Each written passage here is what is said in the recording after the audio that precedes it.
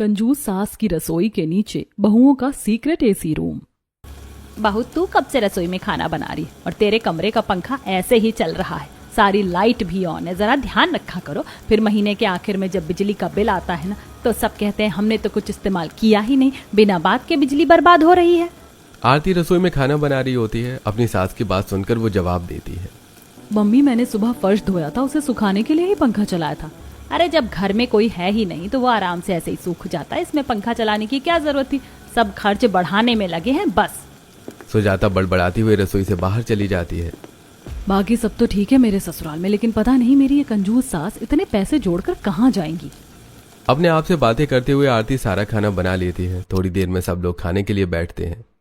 आरती बहू, खाना तो तूने बहुत अच्छा बनाया है पर मेरा कई दिनों से करेला खाने का मन कर रहा है, इसलिए शाम के खाने में करेला बना लेना। ये कहकर राजेश डाइनिंग टेबल से उठ जाता है। सब लोग खाना खाकर अपने अपने काम में लग जाते हैं। देखते ही देखते शाम के 5 बज जाते हैं। आरती बहू, तुझे कुछ सामान लाना था ना, चल बाजार चलते हैं, कुछ सब्जियां भी खरीद लेंगे। दोनों सास बहू बाजार जाती हैं। भाई ये करेला क्या भाव दिया, और ये शिमला मिर्च, हरी मिर्च, घिया, तोरी, इनको भी रेट बताना। अरे मैडम, करेला 100 रुपए किलो है, शिमला मिर्च 70 रुपए किलो, हरी मिर्च 80 रुपया किलो, घिया 100 रुपया किलो, तोरी 60 रुपया किलो। अरे इतने महंगे, ऐसी क्या लूट पाट आ रही है इन सब्जी पर जो इतने महंगे रेट बता रहे हो? भाई ठीक ठीक लगा ले। मैडम 5-10 रुपए ही बचते हैं हमारे भी, इससे सस्ता नहीं लगेगा। सुजाता काफी देर तक मोलभाव करती है, लेकिन वहां से करेला नहीं लेती। इसी तरह वो 3-4 सब्जी वालों के पास जाती है और आखिर में 90 रुपए किलो वाले करेला ले लेती है। मम्मी आप 10 रुपए के लिए कितना टाइम लगवा देती हैं? अरे घर ऐसे ही चलता है, अभी मैं चला रही हूँ ना, इसीलिए तुम सबको मजा आ रहा है। जब खुद चलाओगी तब पता चलेगा। 10 रुपए भी बहुत बड़ी बात होते हैं, 1-1 रुपया बचाना पड़ता है। मैं तो ऐसा कभी नहीं करूंगी, इतनी कंजूसी किस काम की। बहू हो गई ना सारी खरीदारी, चलो अब घर चलते हैं, वहाँ और भी काम है। दोनों घर वापस आ जाती हैं। ससुर की फरमाइश पर आरती ने रात के खाने में करेला बनाया है। जैसे वो सबको परोसती है, अरे बहू ये क्या, सारा तेल करेलों में ही डाल दिया क्या? इतनी तेल में तो 4 सब्जी बन जाती। मम्मी करेला जैसी सब्जी में तेल डालना पड़ता है, नहीं तो बहुत कड़वे लगते हैं, इन्हें डीप फ्राई करना पड़ता है। अरे कम तेल में भी बन जाते हैं, बस बनाना आना चाहिए। देखो कितना तेल डाला है, सेहत के लिए भी खराब है, आगे से ध्यान रखना। इस बात पर भी सुजाता आरती को कई बातें सुना देती है। सब लोग खाना खाते हैं। राजेश को करेला बहुत पसंद आता है। डिनर के बाद सब हॉल में इकट्ठा होते हैं। रोहन, आज अंजलि के पापा का फोन आया था, वो जल्दी से जल्दी शादी कराना चाहते हैं। कह रहे थे कि अगले महीने के बाद कोई शुभ मुहूर्त नहीं है। ये तो बड़ी मुश्किल वाली बात है, फिर तो शादी इसी महीने करनी पड़ेगी। पर मम्मी, हम तो घर रिपेयर करवाने वाले थे, मैंने बात भी कर ली है। ऊपर 2 कमरे बन जाएंगे, छोटी बहू आएगी तो जगह चाहिए होगी, इतनी जल्दी शादी कैसे करेंगे? तो घर की टेंशन मत ले, मेरा दोस्त सतीश है ना, वो अभी अपनी फैमिली के साथ मुंबई शिफ्ट हो गया है। उसका गांव वाला घर खाली पड़ा है। कह रहा था कि जब भी घर रेनोवेट कराओ वहां रह लेना, किराया भी नहीं लगेगा, बस घर की देखभाल हो जाएगी। अरे ये तो बहुत अच्छी बात है, फिर तो शादी से पहले ही हमें शिफ्टिंग करनी पड़ेगी। हाँ बहू सही कह रही है, आप पहले अंजलि के घर वालों से मिलकर शादी की तारीख फिक्स करा लो, उसके बाद शिफ्टिंग कर लेंगे। राजेश अंजलि के घर वालों से मिलता है और अगले महीने की शादी की तारीख तय हो जाती है। इसके बाद सभी लोग घर की शिफ्टिंग में लग जाते हैं। हो गया। कितना सामान होता है घरों में, देखने में लगता है कुछ नहीं है, लेकिन शिफ्टिंग में पता चलता है कि हर कोने में सामान भरा पड़ा हुआ है। हाँ भैया सही कह रहे हो, मेरी तो कमर ही दुख रही है इतने भारी भारी बक्से उठाकर। चलो हो गया काम, अब आराम कर लो, फिर शादी की शॉपिंग भी करनी है। शिफ्टिंग के बाद अब बारी आती है शादी की खरीदारी की। सब मिलकर शॉपिंग करते हैं और देखते ही देखते 1 महीना बीत जाता है। आखिरकार आज मोनू और अंजलि की शादी हो जाती है। आज अंजलि का रिसेप्शन है। अंजलि बैंक्वेट हॉल में बैठी होती है। भारी लहंगे में उसे बहुत गर्मी लग रही होती है। अंजलि तुम परेशान लग रही हो, क्या हुआ? कुछ चाहिए तुम्हें? भूख लगी है क्या? नहीं दीदी, मुझे बहुत गर्मी लग रही है, आप प्लीज एसी ऑन करवा दो, इतने भारी लहंगे में बैठकर घुटन हो रही है। मैं समझ सकती हूँ, तुम रुको, मैं अभी एसी चालू करवाती हूँ। आरती एसी ऑन कराती है, तब जाकर अंजलि को थोड़ी राहत मिलती है। कुछ देर बाद रिसेप्शन खत्म हो जाता है। सारे मेहमान चले जाते हैं और सभी घर लौट आते हैं। अगली सुबह होती है। सब लोग लिविंग एरिया में बैठे हैं। तभी अपने कमरे में रेड कलर की खूबसूरत साड़ी में तैयार होकर अंजलि लिविंग एरिया में आती है। अंजलि को देखकर राजेश कहता है, भाई आज तो नई बहू की पहली रसोई है मतलब नए नए आइटम खाने को मिलेंगे। अंजलि बहू, सुना है कि तुम्हें कुकिंग का शौक है और तुम हर तरह का खाना बना लेती हो। हाँ पापा, आपने सही सुना। तो बताइए आपको क्या खाना है, मैं वही बनाऊंगी। बेटा, तुझे जो अच्छा बनाना आता हो अपनी पसंद से बना ले। राजेश की बात सुनकर सब लोग मुस्कुराने लगते हैं। इधर अंजलि भी अपनी पहली रसोई के लिए किचन में जाती है। वो सबसे पहले चूल्हे पर गुलाब की पंखुड़ियां डालकर उस पर स्वास्तिक बनाकर तिलक लगाकर पूजन करती है। उसके बाद गैस पर कढ़ाई चढ़ाकर सूजी का हलवा बनाती है। साथ में छोले भटूरे, दाल मखनी, राजमा चावल, मटर पनीर मसाला, लच्छा पराठे और गार्लिक नान भी बनाती है। 2-3 घंटे की मेहनत के बाद वो सारा खाना डाइनिंग टेबल पर सजा देती है। सब लोग खाने के लिए बैठते हैं। अरे खुशबू तो बहुत अच्छी आ रही है। अंजलि, हद कर दी, सारे आइटम आज ही बना दिए क्या? हाँ सच में, खाना बड़ा मजेदार लग रहा है और इतना सारा आइटम तो मेन्यू में भी नहीं होता जितना तुमने बना दिया है। ऐसा लग रहा है जैसे 5 स्टार होटल में बैठकर खाना खा रहे हो। मोनू की बात सुनकर सब लोग हंसने लग जाते हैं। तभी राजेश कहता है अरे भाई, बढ़िया है। कभी कभी डाइट से अलग भी खाना खा लेना चाहिए। बेटा, मुझे तो ये छोले भटूरे दे दो। अंजलि सभी घर वालों की प्लेट में खाना परोसती है और खुद भी अपनी जेठानी को खाना देकर बैठ जाती है। सब लोग खाना खाकर उसके खाने की बहुत तारीफ करते हैं। राजेश और सुजाता उसे पहली रसोई का नेक देते हैं। ये लो बेटा, मेरी तरफ से सोने के कंगन, इन्हें हमेशा पहन कर रखना। सुजाता को अंजलि को कंगन देते देख आरती मन ही मन सोचती है, कंजूस कहीं की, सारे पैसे जोड़कर बस सोना ही खरीदती है। मुझे भी ऐसे ही कंगन दिए थे। मुझे ही पता है घर की सब्जी, तेल, मिर्च सब में कटौती करके बनाए हैं ये कंगन। सुजाता आरती से कहती है। आरती बहू, रोहन, तुम लोगों को भी बहू को कुछ गिफ्ट देना चाहिए, आखिर तुम भी तो बड़े हो। आरती अपने कमरे में जाकर एक खूबसूरत साड़ी और हैंडबैग लेकर आती है। अंजलि, ये साड़ी तुम्हारे भैया की तरफ से है और ये हैंडबैग मेरी तरफ से। कैसा लगा तुम्हें? हाँ भाभी, बहुत सुंदर है। अंजलि अपनी पहली रसोई से बहुत खुश होती है। वो सारा खाना वापस किचन में रखती है। दोनों देवरानी जेठानी मिलकर किचन साफ कर रही होती हैं। तभी सुजाता वहां आती है। अरे ये क्या बहू, तुमने पूरे हफ्ते का खाना आज ही बना लिया क्या? देखो, आधे से ज्यादा खाना तो बच गया है। मम्मी, पहली रसोई थी ना, इसीलिए आइटम थोड़े ज्यादा बना दिए, इसीलिए थोड़ा थोड़ा खाना बच गया। बेटा, आगे से ध्यान रखना, घर में 4-5 लोग हैं, उनके हिसाब से खाना बनाना चाहिए। ऐसे खाना बर्बाद करना अच्छी बात नहीं है और सामान भी तो वेस्ट होता है। चलो, इसे फ्रिज में रख दो, आज शाम को खाना बनाने की जरूरत नहीं है। ये कहकर सुजाता चली जाती है। अंजलि अपनी जेठानी से पूछती है, दीदी, मम्मी हमेशा से ऐसे ही कंजूसी करती है या आज ही कर रही हैं? अरे ये तो ऐसी हैं, कोई बात नहीं, तुम नहीं हो, आगे आगे देखना, तुम्हें सब पता चल जाएगा। अंजलि को अपनी सास का व्यवहार थोड़ा अजीब लगता है, लेकिन वो अपने काम में लग जाती है। किचन साफ करने के बाद वो आराम करने लगती है। थोड़ी देर में शाम होती है। दोनों बहू को पहले ही ऑर्डर मिला हुआ था कि इतना बचा हुआ खाना फेंकना नहीं है, लेकिन दोनों रसोई में आकर बस रोटियां बनाती हैं और सबको खाना सर्व कर देती हैं। और इस तरह आज घर में सब सुबह वाला खाना ही खाते हैं। इसी तरह कुछ दिन बीत जाते हैं। अब गर्मी भी बढ़ने लगती है। अंजलि रसोई में खाना बना रही होती है, तभी आरती वहां आती है। दीदी, आज कितनी गर्मी है ना, लगता है आज तो एसी चलाना ही पड़ेगा। हाँ यार, सच में बहुत गर्मी है। मैं तो अभी कूलर के सामने बैठी थी, फिर भी पसीना नहीं सूखा। देखो, अभी सुबह ही नहाई थी और काम करते करते फिर से हालत खराब हो गई। हाँ, मैं भी रसोई से बाहर आते ही पसीना सूखता ही नहीं, फिर तुरंत नहाना पड़ता है। गर्मी के कारण दोनों बहुएं घर का काम खत्म करके अपने अपने कमरों में एसी चला लेती हैं। ऐसे ही 10-15 दिन बीत जाते हैं। महीने के आखिर में जब बिजली का बिल आता है तो मैंने तुम दोनों को कितनी बार समझाया कि घर की लाइट पंखे बंद रखा करो। देखो कितना सारा बिल आ गया है, कौन भरेगा इसे? और ये हर समय एसी चला रही हो, मीटर पर कितना लोड पड़ता है। अभी इतनी भी गर्मी नहीं हुई है। आज से अगले 2 महीने तक कोई भी अपने बेडरूम में एसी नहीं चलाएगा। अगर चलानी है तो लिविंग एरिया में बैठो। आज बिल आते ही सुजाता ने दोनों बहुओं की क्लास लगा दी, लेकिन दोनों बहुएं इतनी आसानी से मानने वाली कहाँ थी। उसके बाद भी वो चोरी छुपे एसी चलाती रही। ये सब देखते हुए एक दिन सुजाता लिविंग एरिया में बैठी सोचने लगती है, अगर इन दोनों को ऐसे ही प्यार से समझाती रही तो ये मेरी बात कभी नहीं मानेंगी। मुझे ही कुछ जुगाड़ लगाना पड़ेगा। सुजाता के जुगाड़ू दिमाग में एक आइडिया आता है। क्यों ना इन दोनों बहुओं के कमरे में लगे एसी को ही खराब कर दिया जाए, क्योंकि अगर वो सही रहा तो ये ऐसे ही बिजली का बिल बढ़ाती रहेंगी। बस फिर क्या था, सुजाता एसी को आउटडोर यूनिट के पास जाकर वायर काट देती है। एसी बंद होने की वजह से दोनों बहुएं एक ही दिन में परेशान हो जाती हैं और लिविंग एरिया में आकर एसी चलाती हैं। घर में पंखे हैं, कूलर हैं, अभी से एसी चलाने की इतनी भी क्या जरूरत है? सुजाता वहां का भी एसी बंद कर देती है। अब दोनों बहुएं गर्मी में बहुत परेशान हो जाती हैं। एक दिन दोनों मिलकर घर का काम कर रही होती हैं कि तभी अंजलि, मैंने वॉशिंग मशीन में सारे कपड़े धो दिए, तुम जरा इन्हें छत पर फैलाओ। अंजलि कपड़े लेकर छत पर जाती है। तभी उसका ध्यान पड़ोसन की छत पर जाता है जहां एसी चल रहा होता है। ऊपर वाले कमरे से सास बहू की हंसी की आवाजें भी आ रही होती हैं। अंजलि नीचे आकर आरती से कहती है, दीदी, मुझे लगता है हम दोनों ही गर्मी में मर रहे हैं। सामने देखो, निकिता अपनी सास के साथ आराम से एसी में बैठी है और इनके यहाँ एसी दिन रात चलता है।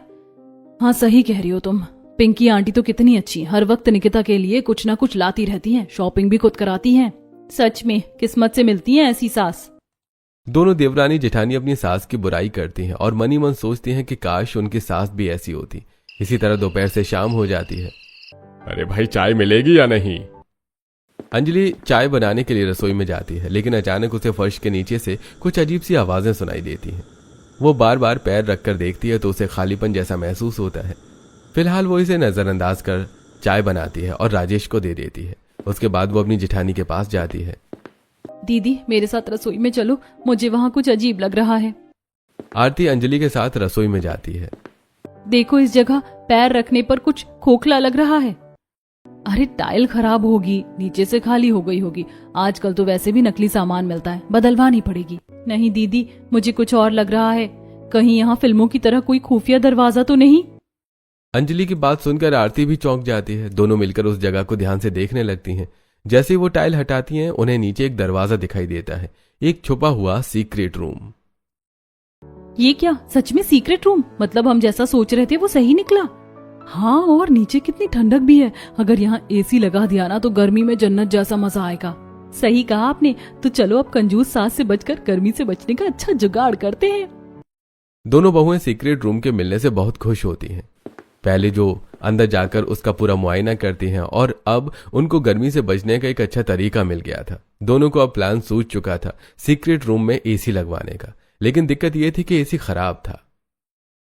मेरे पास एक आइडिया है। मैं एसी ठीक करने वाले मैकेनिक को बुलाती हूँ और मम्मी को बोल देंगे कि रसोई की चिमनी खराब हो गई है। ठीक है, और जब तक तुम ये काम करोगी मैं मम्मी को किसी बहाने से बाहर ले जाऊंगी। परफेक्ट, ये बिल्कुल सही रहेगा। मैं अभी मैकेनिक को फोन करके बुलाती हूँ। आप मम्मी के पास जाकर उनका ध्यान डाइवर्ट करो। हो सके तो उन्हें घर से बाहर ही रखना जब तक मैकेनिक यहाँ पर अपना काम करे। अंजलि मैकेनिक को फोन करती है। उधर आरती अपनी सास के पास जाती है।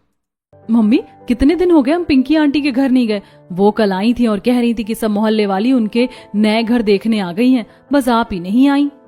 हाँ, सही कह रही हो, चलो आज चलते हैं। आरती सुजाता को लेकर पिंकी के घर जाती है। वहां लिविंग एरिया में एसी चल रहा होता है और पूरा घर ठंडा होता है। अरे सुजाता बहन, बड़े दिनों बाद आई हो, मुझे तो लगा तुम मुझसे नाराज हो।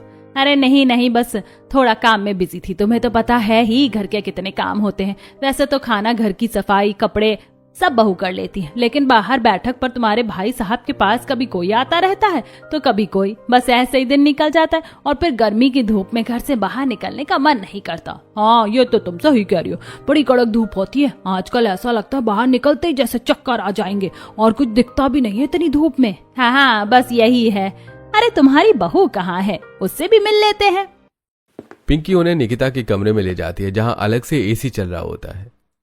अरे यहाँ भी एसी और बाहर भी एसी। तुम्हारे घर आकर तो गर्मी का पता ही नहीं लग रहा, पर दो एसी चलने से तो बिल बहुत आता होगा। हाँ, बिल तो आता है, लेकिन क्या करे, गर्मी में तो रहना मुश्किल होता है। आजकल वैसे भी इतनी गर्मी हो रही है और फिर 1-2 महीने की ही तो बात है, उसके बाद तो पंखे से ही काम चल जाता है। फिर कहाँ ही एसी लगती है। दोनों पड़ोसन ने आपस में बैठकर बातें कर रही होती हैं। इधर थोड़ी देर में निकिता चाय लेकर आती है। ऐसे ही थोड़ी गपशप करने के बाद कुछ देर में सुजाता और आरती घर लौट आती हैं। जैसे वो घर पहुंचती हैं तभी एक मैकेनिक बाहर निकलता हुआ दिखाई देता है और उसके पीछे अंजलि होती है।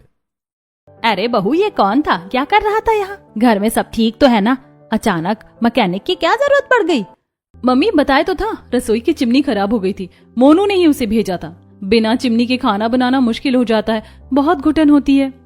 अंजलि की बात सुनकर सुजाता थोड़ा शांत हो जाती है, लेकिन उसके मन में शक अभी भी बाकी था। दोनों बहुएं अलग अलग ट्रिक से सुजाता को कंफ्यूज करके आखिरकार सीक्रेट रूम में एसी लगवा ही लेती हैं और इनकी सास को कानो कान खबर भी नहीं होती। बस फिर क्या था, अब दोनों सुबह जल्दी उठती हैं, नहा धोकर पहले रसोई का काम खत्म करती हैं, उसके बाद सफाई और बाकी काम निपटा कर सीधा सीक्रेट रूम में आराम करने चली जाती हैं। वाह, कितना शानदार रूम बनवाया है सतीश अंकल ने। उसी दिन अगर मुझे सीक्रेट रूम का दरवाजा ना मिलता तो हम तो ऐसी गर्मी में सड़ रहे होते अपने कंजूस सास की वजह से। हाँ बिल्कुल सही कहा तुमने। वैसे कितनी शांति है यहाँ और ठंड भी, ऐसा लग रहा है जैसे सर्दियों का मौसम चल रहा हो। सही कह रही हो दीदी, मुझे तो अभी से नींद आ रही है। चलो 12 से 4 बजे तक कोई हमें डिस्टर्ब नहीं करेगा, आराम से सो जाते हैं। आपने मम्मी जी को बोल दिया था ना, और अपने कमरे के दरवाजे अंदर से बंद कर दिए? हाँ सब कर दिए मैंने, तुम टेंशन मत लो, आराम करो। दोनों बहुएं सीक्रेट रूम में एसी चलाकर मजे से आराम करती हैं। उन्हें यहाँ आकर जन्नत जैसा महसूस होता है। आखिरकार अपनी कंजूस सास से बचकर गर्मी में राहत का तरीका जो मिल गया था। ऐसे कुछ दिन बीत जाते हैं। एक दिन सुजाता लिविंग एरिया में बैठी होती है, तभी अंजलि वहां आती है। क्या हुआ मम्मी जी, आज आप बहुत परेशान लग रही हो? कुछ नहीं बेटा, आज मेरा पेट थोड़ा खराब हो गया। पता नहीं तुम लोगों ने कल रात कितनी मिर्च मसाले वाली सब्जी बना दी थी। कितनी बार कहा है गर्मी में हल्का खाना बनाया करो। सुजाता बात कर ही रही होती है कि उसका ध्यान वॉशिंग मशीन पर जाता है जो लगातार घूम रही होती है। अंजलि जाकर मशीन बंद करके आती है। मैंने कितनी बार कहा है, जब 2 बार में कपड़े साफ हो जाते तो मशीन को 4 बार क्यों चलाती हो? पिछली बार तुम्हारी लापरवाही की वजह से 1500 रुपए ज्यादा बिल आया था। अगर यही हाल रहा तो इस बार 2500 आएगा। मम्मी हम आगे से ध्यान रखेंगे। अभी मैं आपके लिए सौंफ वाला पानी बनाकर लाती हूँ, आपको आराम मिलेगा। अंजलि रसोई में जाकर सौंफ का पानी बनाकर लाती है और सुजाता को दे देती है। फिर वापस किचन में चली जाती है। अरे ये तो ऐसे पिया नहीं जाएगा, इसमें थोड़ा नींबू और थोड़ी सी चीनी डालनी चाहिए थी। अंजलि बहू, अंजलि। लेकिन रसोई में कोई नहीं होता। सुजाता खुद उठकर किचन में जाती है। अभी तो यही थी, इतनी जल्दी कहाँ गायब हो गई? ये बहुएं भी ना आजकल बहू कम जादू की छड़ी ज्यादा हो रही हैं। अरे कभी कहीं दिखाई देती हैं तो कभी कहीं और अगले ही पल गायब भी हो जाती हैं। वो खुद ही सौंफ के पानी में थोड़ी चीनी मिलाकर पी लेती है और उसे आराम भी मिल जाता है। ऐसे कुछ दिन और बीत जाते हैं। एक दिन अंजलि मोनू से कहती है, देखो ना, हमारी शादी को इतने दिन हो गए और हम कहीं बाहर घूमने भी नहीं गए। आज रात कैंडल लाइट डिनर पर चलें? यार मन तो मेरा भी है, लेकिन वेकिन कुछ नहीं। आज हम दोनों बाहर डिनर करेंगे, बस मुझे कुछ नहीं सुनना। अच्छा ठीक है मेरी जान, जैसा तुम कहो वैसा ही होगा। मैं आज ऑफिस से जल्दी आ जाऊंगा, तुम शाम को तैयार मिलना। यह कहकर मोनू ऑफिस चला जाता है। अंजलि आज बहुत खुश होती है। वो पहले घर का सारा काम खत्म करती है और फिर सीक्रेट रूम में जाती है जहां आरती पहले से बैठी फोन चला रही होती है। दीदी आप यहाँ फोन चला रही हो और बाहर मम्मी आपको ढूंढ रही हैं। यह सुनकर आरती घबरा जाती है। ओह शिट, उन्होंने मुझे पापा के कपड़ों पर प्रेस करने को कहा था, मैं तो भूल ही गई। आरती तुरंत चुपके से बाहर निकलती है और ससुर के कपड़ों पर प्रेस करने लगती है। तभी सुजाता वहां आ जाती है। आरती बहू, कहाँ गायब हो गई थी तू? मैंने तुझे पूरे घर में ढूंढा। क्या हो रहा है तुम दोनों को? एक पल में दिखती हो और अगले पल गायब। नहीं मम्मी, मैं तो यही थी, बस वॉशरूम चली गई थी, शायद आपको ऐसा लगा। ये कहकर आरती अपना काम करने लगती है और सुजाता वापस चली जाती है। कुछ देर बाद काम खत्म करके आरती फिर से सीक्रेट रूम में जाकर एसी की ठंडी हवा में आराम करने लगती है। दोपहर से शाम हो जाती है। दोनों बहुएं सीक्रेट रूम से बाहर आकर अपने अपने काम निपटाती हैं और आज शाम मोनू और अंजलि डिनर के लिए बाहर जाते हैं। पूरा दिन घर में रहकर मैं बोर हो गई थी। आज सच में बाहर आकर बहुत अच्छा लग रहा है। खुले आसमान के नीचे खाना खाने का मजा ही अलग है और मौसम भी कितना अच्छा है। अरे मेरे साथ हो तो सब कुछ रोमांटिक लगेगा ही ना। मोनू की बात सुनकर अंजलि मुस्कुरा देती है। दोनों पति पत्नी क्वालिटी टाइम बिताते हैं और खाना खाकर घर वापस आ जाते हैं। ऐसे कुछ दिन बीत जाते हैं। आज बिजली का बिल आता है, लेकिन बिल देखकर सुजाता की आंखें फटी की फटी रह जाती हैं। वो गुस्से में चिल्लाती हुए लिविंग एरिया में आती है। उसकी आवाज सुनकर राजेश, रोहन और मोनू दौड़कर वहां आते हैं। आरती और अंजलि भी घबरा कर वहां पहुंचती हैं। क्या हो गया? क्यों पूरा घर सिर पर उठा रखा है? मम्मी आपने तो डरा ही दिया, मुझे लगा पता नहीं क्या हो गया। जब तुम लोगों को पता लगेगा ना तो तुम भी ऐसे ही चिल्लाओगे। एक मिनट, आपके हाथ में क्या है? रोहन अपनी माँ के हाथ से बिजली का बिल लेकर देखता है जो पूरे 6000 रुपए का आया होता है। इतना बिजली का बिल? हमारे घर में तो बस एक ही एसी चलता है, वो भी लिविंग एरिया में, और वो भी थोड़ी देर के लिए, तो इतना फिर बिल कैसे आया? हाँ मम्मी, एक एसी और ये बाकी चीजों से इतना बिल नहीं आ सकता। कुछ ना कुछ तो गड़बड़ है। मैं बिजली वाले भैया को बुलाकर पूछ लूंगा। मैं भी यही कह रही हूँ। मैंने कितना समझाया तुम्हारी दोनों पत्नियों को, वॉशिंग मशीन कम चलाया करो, फ्रिज को बार बार मत चलाया करो। ये लोग तो पूरी पूरी रात फ्रिज चलाकर छोड़ देती हैं। आज के बाद अगर मैंने खाली कमरे में पंखा लाइट चालू देख ली ना तो अच्छा नहीं होगा, और फ्रिज सिर्फ रात को 2-3 घंटे चलेगा और वॉशिंग मशीन भी कम टाइम के लिए। इतना कहकर सुजाता वहां से चली जाती है। दोनों बहुएं एक दूसरे का चेहरा देखकर हल्का सा मुस्कुरा देती हैं। जब कोई खुले में करने नहीं देगा तो चीजें ऐसे ही चिपचिप कर होंगी ना। बिल्कुल, जब इन्होंने हमारी एसी बंद कर दी थी तो हम क्या करते? वैसे भी अगर ये इतनी कंजूस ना होती तो हम सामने से चलाते और शायद कम चलाते। और क्या, बस 1-2 महीने की बात है, ये गर्मी निकल जाए, फिर हमें क्या शौक है बिल बढ़ाने का। दोनों बहुएं खुश होती हैं कि उन्हें कम से कम गर्मी में राहत तो मिल रही है, लेकिन उधर सुजाता के मन में शक घर कर जाता है। बिना एसी के इतना बिल नहीं आ सकता, कुछ ना कुछ तो गड़बड़ है, मुझे पता लगाना होगा। अब से सुजाता अपनी दोनों बहुओं पर नजर रखने लगती है। एक दिन आरती और अंजलि अपना सारा काम खत्म करके सीक्रेट रूम में जाने ही वाली होती हैं, तभी सुजाता रसोई में मूंग के लड्डू बना रही होती है। दीदी बहुत गर्मी लग रही है, पता नहीं मम्मी जी के लड्डू कब तक बनेंगे। हाँ यार, मैं भी यही सोच रही हूँ, चलो हम दोनों मदद कर देते हैं, जल्दी बन जाएंगे। दोनों जाकर सुजाता की मदद करने लगती हैं। थोड़ी देर में लड्डू बन जाते हैं, लेकिन सुजाता रसोई से जाने का नाम ही नहीं लेती। मम्मी, अब तो सारा काम हो गया है, आप कमरे में जाकर आराम कर लो। तुम दोनों मुझे क्यों भेज रही हो? मैं अपना काम खत्म करके खुद चली जाऊंगी, तुम लोग जाओ अपने कमरे में। नहीं मम्मी, वो तो बस आज बहुत गर्मी हो रही है ना। जब सुजाता रसोई से नहीं जाती तो दोनों बहुएं अपने कमरे में चली जाती हैं और उसके जाने का इंतजार करने लगती हैं। जैसे ही सुजाता अपने कमरे में जाती है, दोनों बहुएं तुरंत अपने कमरे से निकलकर सीक्रेट रूम में चली जाती हैं। शाम के 4 बज जाते हैं, लेकिन दोनों अभी तक नहीं उठती। अरे कहाँ रह गई दोनों बहुएं? अभी तक सो रही हैं क्या? चाय की बहुत तलब हो रही है, जरा चाय बनवाओ। सुजाता खुद ही चाय बना देती है, लेकिन उसे शक होता है कि दोनों इतनी देर से कहाँ हैं। वो उनके कमरे में जाती है, लेकिन दरवाजा खुला होता है और अंदर कोई नहीं होता। उधर सीक्रेट रूम में अंजलि की आंख खुलती है और वो घड़ी देखकर घबरा जाती है। दीदी उठो जल्दी, 5 बज गए, मम्मी जी हमें ढूंढ रही होंगी, आज तो उन्हें पता चल जाएगा। दोनों जल्दी जल्दी उठती हैं और सीक्रेट रूम से बाहर निकलती हैं। जैसे वो बाहर आती हैं, सुजाता उन्हें देख लेती है। तुम दोनों ना अपने कमरे में थी, ना ही पूरे घर में, और अभी मैं रसोई में भी देख कर आई हूँ, वहां भी नहीं थी। सच सच बताओ, तुम दोनों थी कहाँ? दोनों बहुएं बात को घुमाने की कोशिश करती हैं, लेकिन आज सुजाता को पूरा शक हो चुका था। जैसे अंजलि ने पहले सीक्रेट दरवाजा ढूंढा था, वैसे ही आज सुजाता भी उस जगह को ध्यान से देखने लगती है और आखिरकार उसे भी वही छुपा हुआ दरवाजा मिल जाता है। जैसे ही सुजाता दरवाजा खोलती है, नीचे से ठंडी ठंडी हवा उसके चेहरे पर आती है। हे भगवान, ये इतनी ठंडी हवा नीचे आखिर है क्या? आज दोनों बहुओं के राज से पर्दा हट चुका था। सुजाता नीचे जाकर देखती है, वहां एक शानदार कमरा बना हुआ था जिसमें बेड, सोफा और एसी लगा हुआ था। और सबसे बड़ी बात, दोनों बहुओं ने एसी बंद करने की भी जरूरत नहीं समझी, वो लगातार चल रहा था।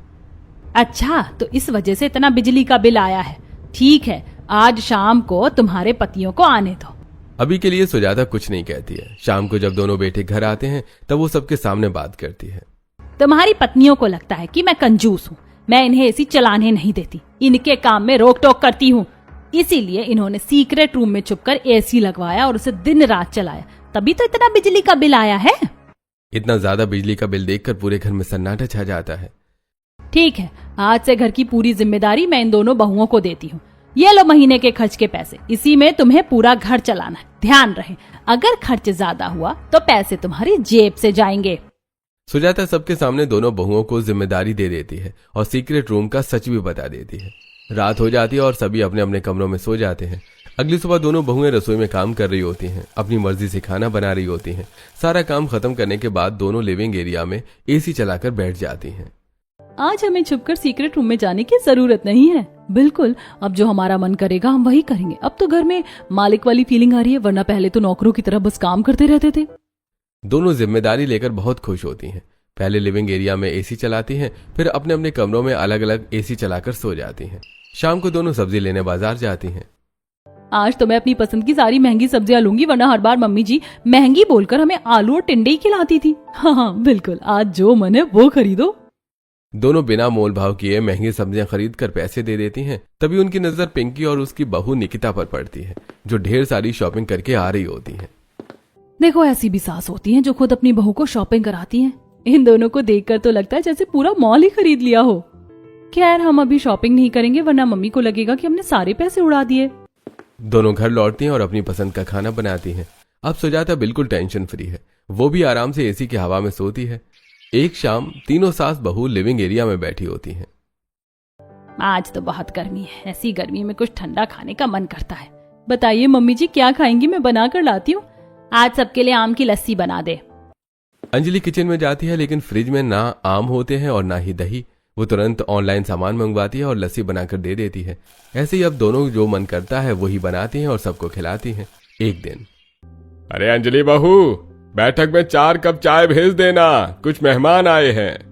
अंजलि तुरंत 4 कप चाय बनाकर भेज देती है। शाम को जब आरती चाय बनाने के लिए रसोई में जाती है तो अंजलि, सुबह 1 किलो दूध आया था, कहाँ गया? अब तो चाय के लिए भी नहीं बचा। वो मैंने पापा के लिए 4 कप चाय बना दी थी। 1 किलो दूध से सिर्फ 4 कप चाय बनाई, और अब शाम की चाय के लिए दूध कहाँ से आएगा? अरे इतनी सी बात है, अभी मंगवा लेते हैं। मंगवा तो लेंगे, लेकिन पैसे देखो, महीने के सिर्फ 15 दिन हुए हैं और आधे से ज्यादा पैसे खत्म हो गए।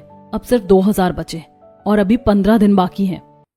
इतना सुनते ही दोनों बहुओं की आंखें खुल जाती हैं। अब उन्हें समझ आने लगता है कि खर्च संभालना कितना मुश्किल है। उधर सुजाता ये सब देखकर मनी मन खुश होती है। अब आएगा मजा, अब पता चलेगा दाल रोटी का भाव। बड़ी आई मुझे कंजूस बोलने वाली। अब आरती दूध मंगवाने से मना कर देती है। उसका चाय पीने का मन होता है, लेकिन फिर भी वो चाय बिना पिए ही रह जाती है। अब घर में दाल, चना, छोले जैसी साधारण चीजें बनने लगती हैं। न सलाद आता है न दही। एक दिन डिनर करते समय रोहन कहता है, यार तुम लोगों को क्या हो गया है? रोज ये दाल छोले बना देती हो। गर्मियों में हरी सब्जी खानी चाहिए, कुछ अच्छा सा बनाया करो। हाँ भाई, सही कह रहे हो। आजकल न सलाद दिख रही है डिनर में और ना ही दही। गर्मियों में दही के बिना खाने का मजा ही नहीं आता। घर वालों की बात सुनकर दोनों बहुएं एक दूसरे की तरफ देखती हैं और परेशान हो जाती हैं। सब लोग खाना खा लेते हैं। जब दोनों रसोई साफ करके लिविंग एरिया में बैठती हैं, तभी अचानक से आरती आकर एसी बंद कर देती है। आप एसी क्यों बंद कर रही हो? इतनी गर्मी हो रही है। आप तो समय के साथ साथ मम्मी की तरह होती जा रही हैं। यहाँ भी बचत, वहाँ भी बचत। हो क्या गया आपको? अरे बिल्कुल भी पैसे नहीं बचे हैं, और आखिर में बिजली का बिल भी भरना है। और देखा आज सब लोग कैसे मुंह बना रहे थे खाना खाते वक्त। बताओ, सिर्फ 5 दिन बचे हैं और 1 भी रुपया नहीं है। मुझे तो समझ नहीं आ रहा कि इन 5 दिनों में हम भूखे रहेंगे क्या? 25 दिन में ही सारे पैसे खत्म हो गए हैं, जिसकी वजह से दोनों बहुएं बहुत परेशान हो जाती हैं। बाकी बचे 5 दिन में वो अपनी जेब से पैसे लगाकर सब्जियां खरीदती हैं और जैसे तैसे घर चलाती हैं। इस तरह वो 5 दिन भी बीत जाते हैं। महीने के आखिर में बिजली का बिल आता है, पूरे 8000 रुपए। बिल देखकर आरती की आंखें फटी की फटी रह जाती हैं। क्या हुआ? तुम इतनी परेशान क्यों हो? बताओ तो क्या हुआ? बहुत ज्यादा आया क्या बिजली का बिल? 8000 रुपए, और हमारे पास 1 भी रुपया नहीं बचा। जो था वो इन 5 दिनों में ही खत्म हो गया। हाँ, मेरे पास भी कुछ नहीं बचा। हम दोनों मिलकर 5 दिन का खर्च भी सही से नहीं चला पाए। दोनों को बात करते देखकर सुजाता सब सुन लेती है और उनके पास आ जाती है। अरे तुम दोनों के चेहरे क्यों उतरे हुए? क्या हुआ? क्या है तुम्हारे हाथ में? आरती और अंजलि चुप रहती हैं। क्या हुआ? तुम दोनों को सांप सूंघ गया क्या? कुछ बोल क्यों नहीं रही? सुजाता उनके हाथ से बिजली का बिल लेकर देखती है। 8000 रुपए। तो क्या हुआ? 8000 ही तो है। गर्मी में एसी चलेगी ही, और घर में 1-2 महीने ही तो गर्मी रहती है। इतनी गर्मी क्यों सहनी? पैसे तो बचे ही होंगे तुम्हारे पास। सुजाता की बात सुनकर दोनों बहुएं शर्म से झुक जाती हैं और उसके पैरों में गिर पड़ती हैं। मम्मी, हमें माफ कर दीजिए, हमसे बहुत बड़ी गलती हो गई। हमें लगता था कि आप जानबूझकर खर्चों में कटौती करती रहती है, हमें इतनी गर्मी में रखती है और सिर्फ बिल की वजह से एसी नहीं चलाने देती। हाँ मम्मी, हमसे बहुत बड़ी भूल हो गई, लेकिन इस 1 महीने में हमें समझ आ गया कि घर चलाना कितना मुश्किल होता है। आप सच में बहुत अच्छे से सब मैनेज कर रही थी। हमसे तो 15 दिन भी ठीक से नहीं हो पाए। किसी तरह हमने घर चलाया, लेकिन अब ये 8000 रुपए हम कहाँ से लाएंगे? हमारे पास तो कुछ भी नहीं बचा है। माफ तो मैं तुम्हें कर दूंगी, लेकिन ये 8000 रुपए तो तुम्हें ही देने पड़ेंगे। दोनों बहुएं परेशान हो जाती हैं और अपने कमरे से अपनी चांदी की पायल लेकर आती हैं। मम्मी, हमारे पास यही है, आप इनसे 8000 रुपए ले लीजिए। सुजाता एक लंबी सांस लेती है और फिर कहती है, इसे अपने पास रखो। चलो 8000 का नुकसान तो हम उठा लेंगे, लेकिन तुम्हें समझ तो आ गया ना? मैं सिर्फ इसीलिए खर्च कम करने को कहती थी कि जितना हम कमाते हैं उसी में घर चल जाए, किसी से उधार ना लेना पड़े, और हमारे पास एक इमरजेंसी फंड भी हो। समय का कोई भरोसा नहीं होता, कब क्या हो जाए कुछ पता नहीं चलता। लेकिन तुम्हें तो मैं कंजूस लगती थी। सुजाता की बात सुनकर दोनों बहुएं और भी शर्मिंदा हो जाती हैं। अब उन्हें समझ आ चुका था कि सुजाता कंजूस नहीं बल्कि समझदार और दूरदर्शी है, और उसके तरीके में ही पूरे परिवार की भलाई छुपी हुई थी। तो अब दोनों बहुएं अपनी सास के कहे अनुसार घर चलाती हैं और सुख से रहती हैं।